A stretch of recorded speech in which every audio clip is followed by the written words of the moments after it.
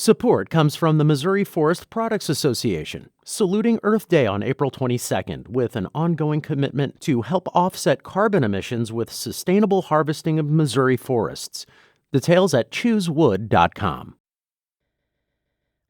This is St. Louis on the Air from St. Louis Public Radio. I'm Elaine Cha.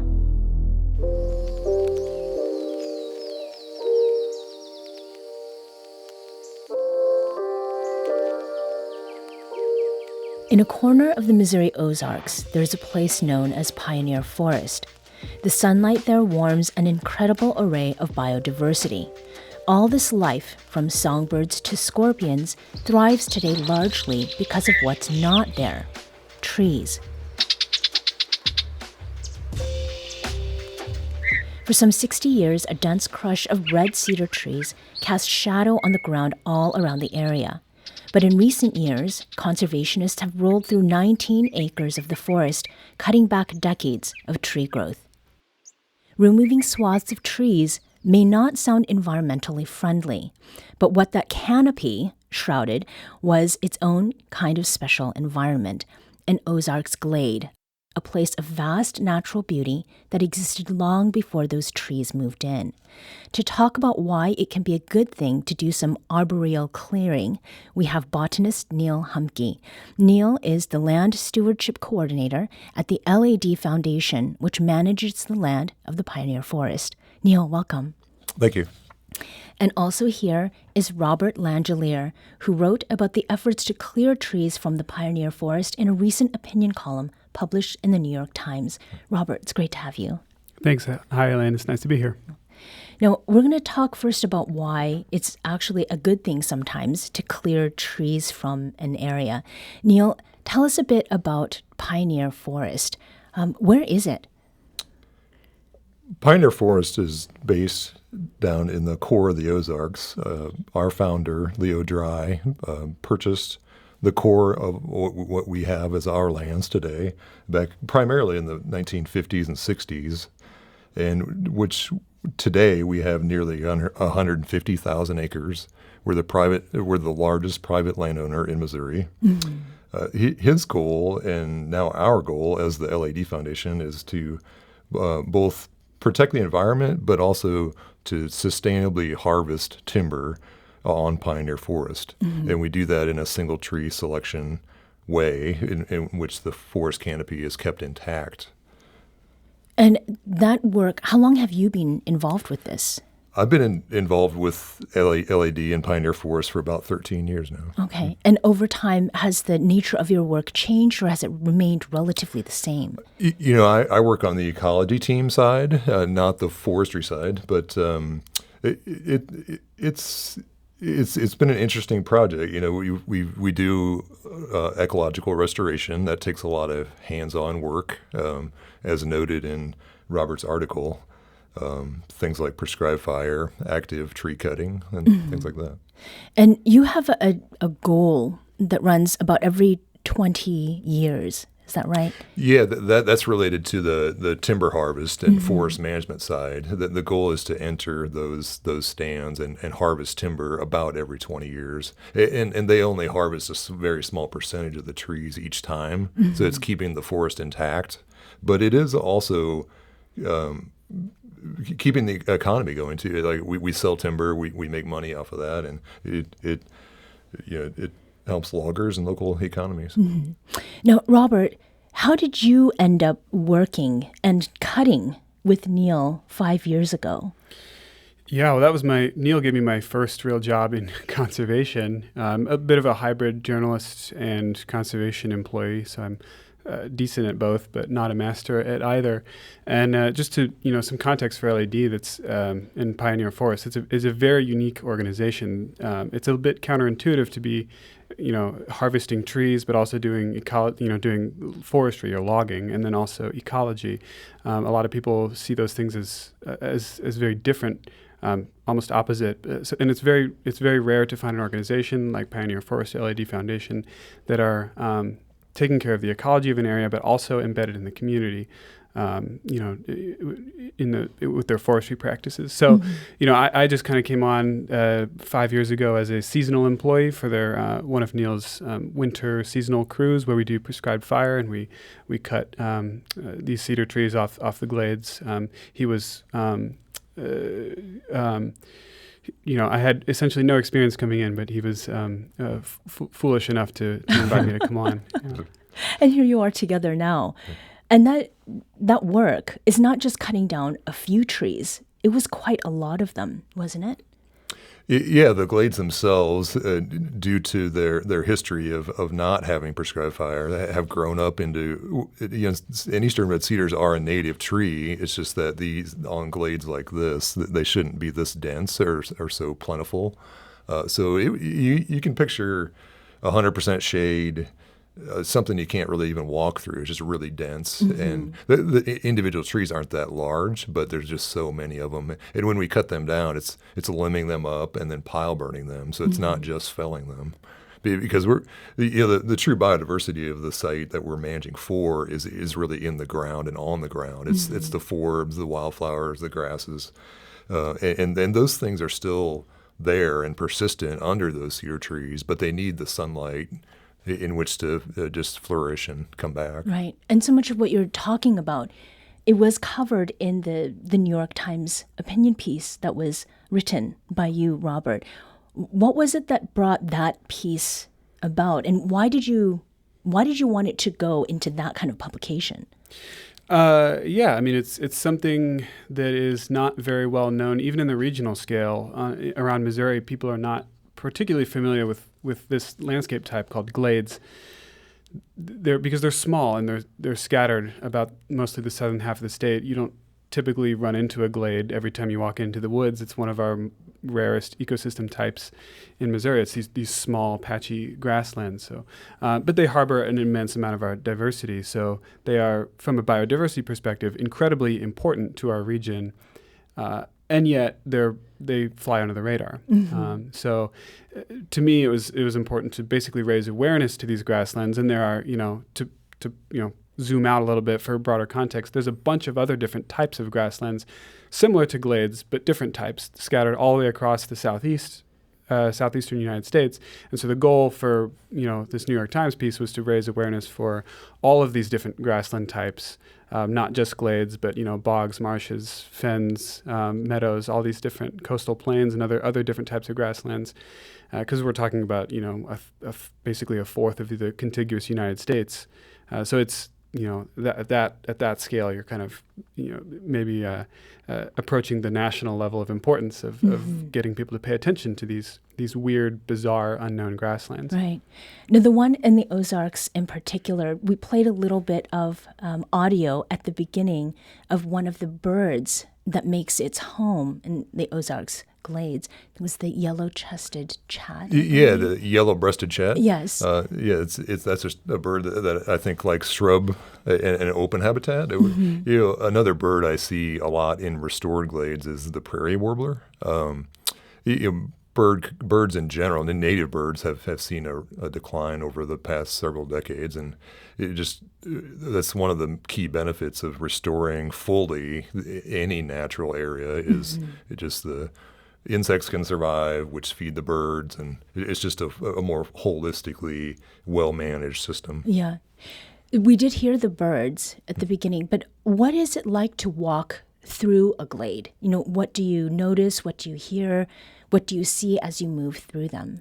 Well, glades are, as Robert said, they're not a place you would stumble upon naturally. You do have to kind of seek them out, but they are extremely beautiful. You picture tall grass prairie.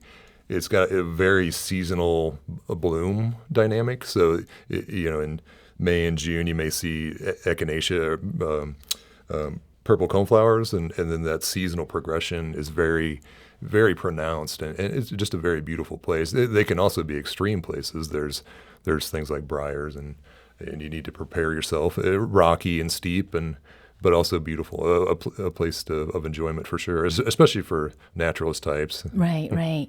Now, Robert, you described the trees in the the essay that you wrote, When Chopping Down Trees is a Gift to the Environment, you described the trees in the area as opportunistic red cedar trees.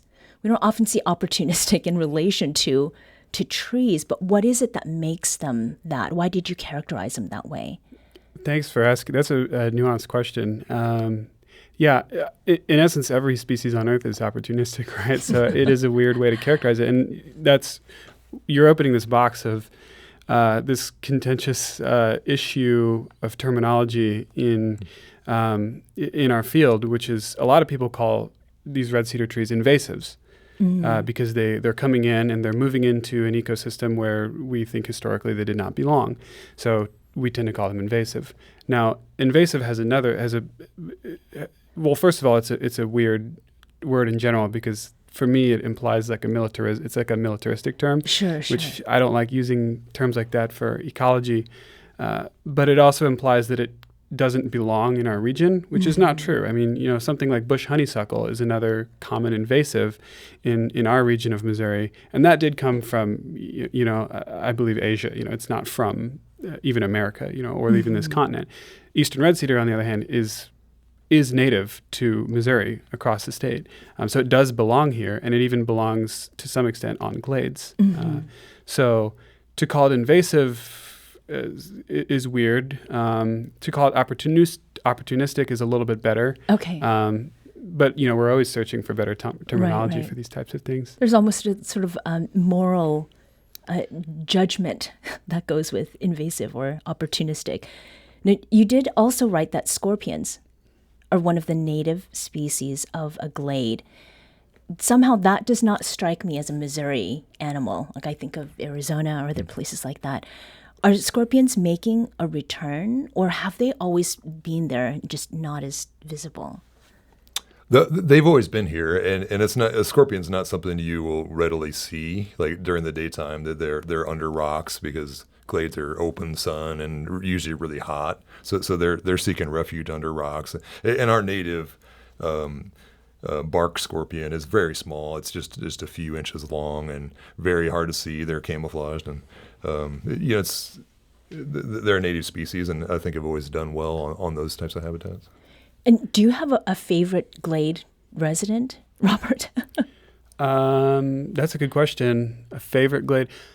To me, okay. So that actually makes me think of a long time ago that I was a friend with an archaeologist, and I asked him, a paleontologist, and I asked him like what his favorite dinosaur was. And he just kind of looked at me for a little bit, and he was like, of course it's a Tyrannosaurus Rex. Okay. And I laughed. And for me, it's a clarifying point. Like for me, it's a lot of times our favorites are the most common, obvious ones. And so in a glade, you have what's a grass called little blue stem that is pretty common, even if the common layperson isn't familiar with it. But it's this grass that you typically see on glades. And in the fall and in the winter, it turns this really beautiful like copper red color, and it sways in the wind. And it's even for compared to other grasses, I think it's particularly stunning. So when it comes to the trees, then we've talked about cutting down and also about the burns. So fire is a big part of these glade restorations, making way for things like the animals and the flora that you've described. How does intentionally burning the glades serve as a major tool in saving them? Yeah. So I think it's best to talk about appropriate landscape processes, and that's why the cedars are there in the first place. There's been an exclusion of fire, so returning fire helps to restore these areas because they've evolved with fire. So we try in the restoration phase, which includes the cedar cutting itself. We burn a little more frequently than the maintenance phase, but the restoration phase we're trying to burn every 2 to 3 years because in that transition time, a lot of the woody species, mostly native woody species, are kind of competing for those native prairie-like species, the grasses, little blue stem like Robert talked about, and the forbs to kind of fill back in. So routine fire helps tip that balance between the woodies and the flowers. Mm-hmm. We're going to come back to this thing about the fires. We're going to take a very quick break, but we'll be back shortly to continue this conversation. This is St. Louis on the Air on St. Louis Public Radio.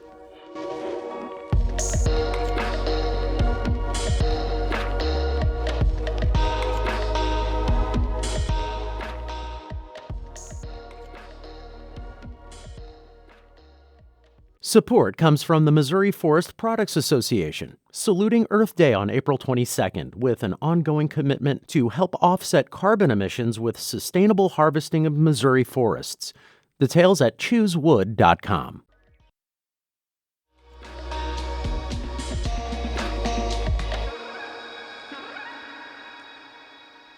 Welcome back.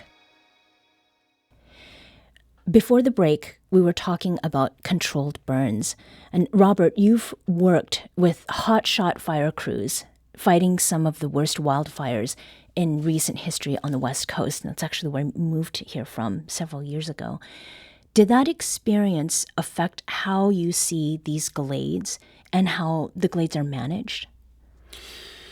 It did and it didn't. I mean, the type of fire that I was dealing with in California and the West Coast is dramatically different than the fire that, Neal and I are putting down on glades in the Missouri Ozarks. I mean, for one, that's wildfire, so it's uncontrolled, often canopy fires that are raging and, dramatic and photogenic and, again, uncontrolled versus what we're doing where we are. The intent is different. I mean, first of all, there is intent. It's sure. It's done on purpose, but and it's ecologically arguably more beneficial than what's happening out there.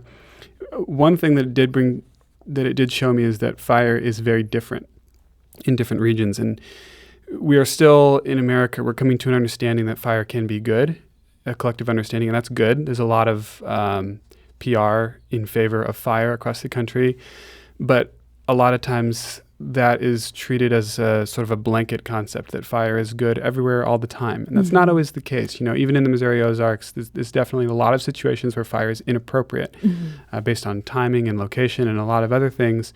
And I think one of the things from being out west that I learned was that it's not appropriate to apply fire concepts from one region and just, copy and paste it to another region. Every ecosystem type, every region is different, and everything has a different, necessary prescription.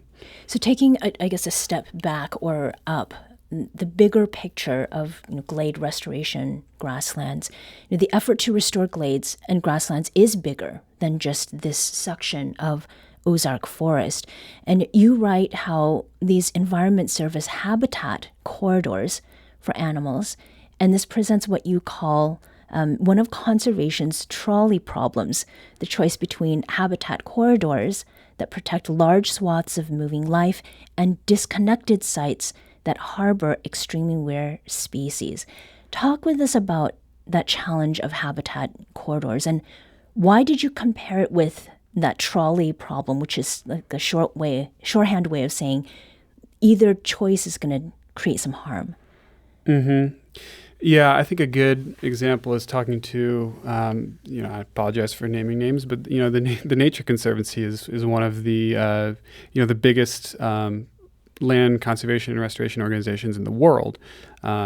And in the Southeast, while I was reporting this story for the New York Times, I was talking to someone with the Nature Conservancy in Alabama, talking about, how they do grasslands conservation and restoration. And basically what they told me is they don't, because their grasslands down there are so degraded and sort of planted over in cotton and rice and other things and development, that there's just not much there to save. And if they did, there would be such isolated small pockets that it wouldn't really be a complex functioning ecosystem. So what they focus on are forests, because southern Appalachia, these mountains, forest-covered mountains, there's still a ton of contiguous land that you can conserve And as the world gets hotter and species start to move north and species ranges are changing and there's more like migration happening, the way the Nature Conservancy sees it is it's better to focus on these large areas that can, provide, large areas for complexity to like spread and grow and stretch than it is to try to focus on these small parcels, these little, what we often call postage stamp parcels of land. And there is total validity to that. I don't in any way wouldn't say that their philosophy is wrong.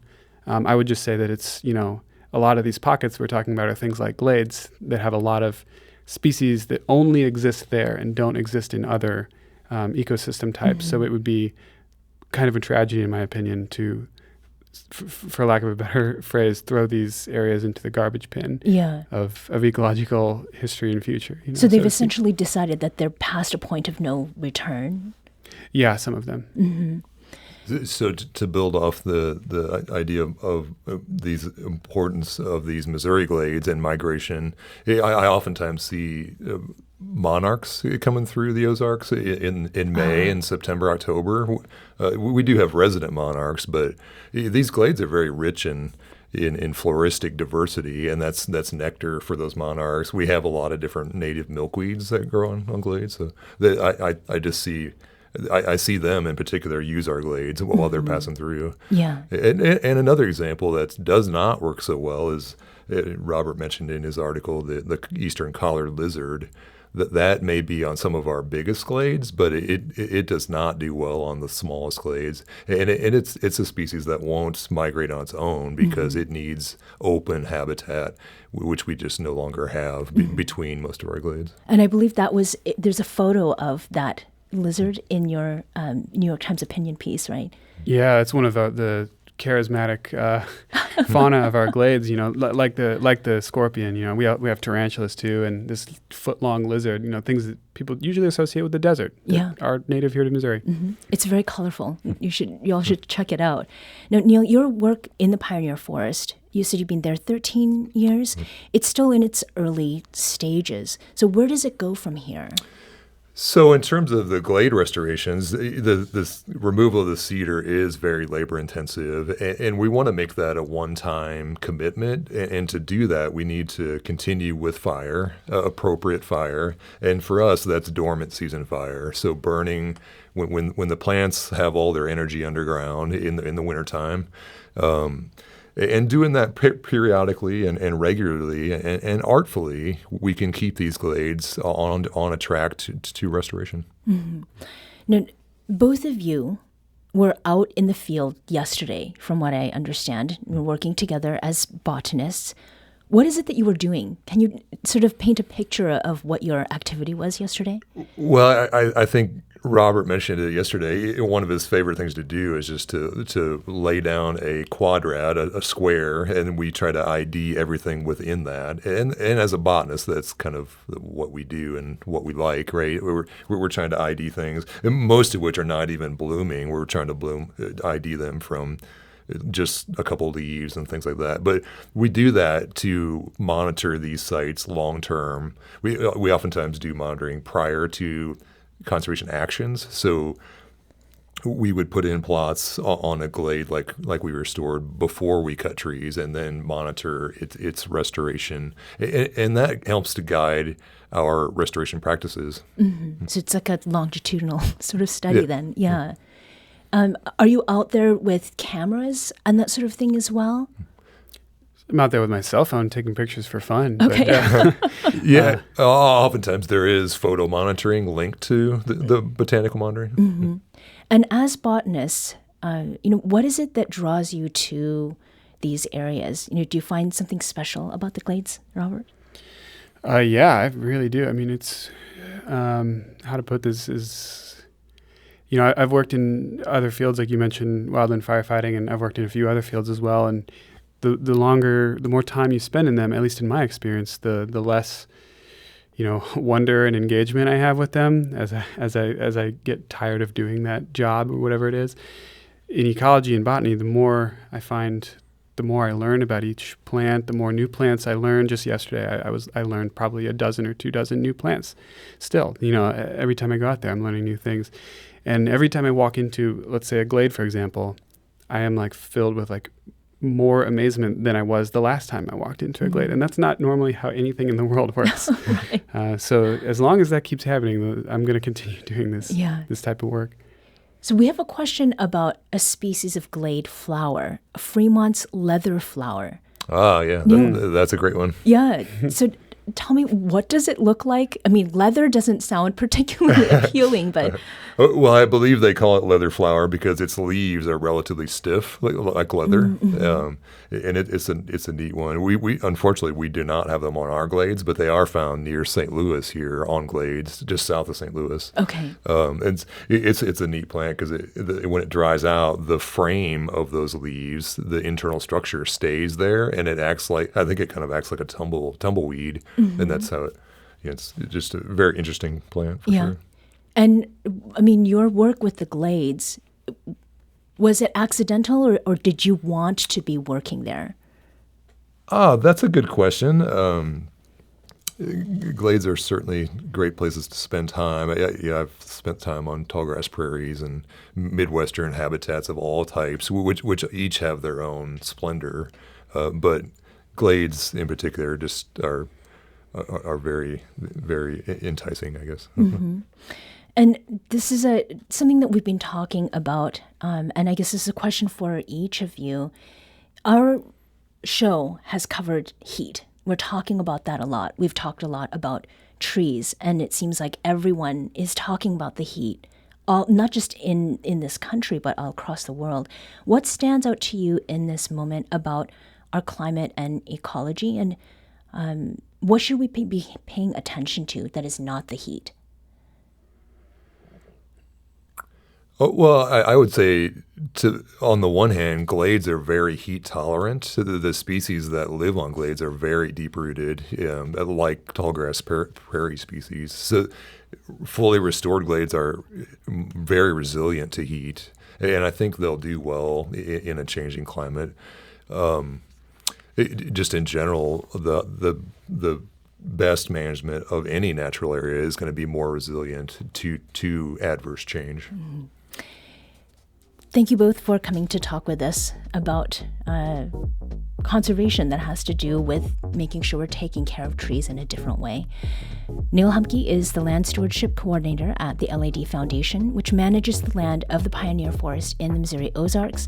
And Robert Langellier is a freelance writer and amateur botanist. His essay, When Chopping Down Trees is a Gift to the Environment, was published last month in the opinion section of the New York Times. Neal and Robert, thank you for being here. Thank you for having me. Thanks, Elaine. This episode was produced by Danny Wissentowski, with audio engineering and podcast design by Aaron Dorr. Our executive producer is Alex Hoyer. St. Louis on the Air is a production of St. Louis Public Radio. Understanding starts here. St. Louis on the Air proudly supports local artists by using music from Life Creative Group.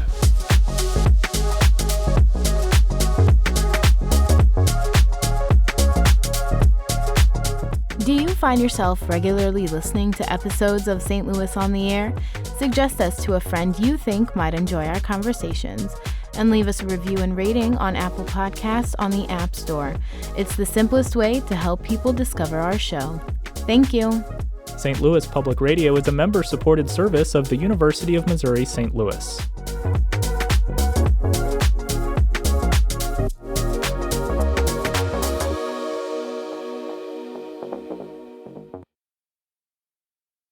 Support comes from the Missouri Forest Products Association, saluting Earth Day on April 22nd with an ongoing commitment to help offset carbon emissions with sustainable harvesting of Missouri forests. Details at choosewood.com.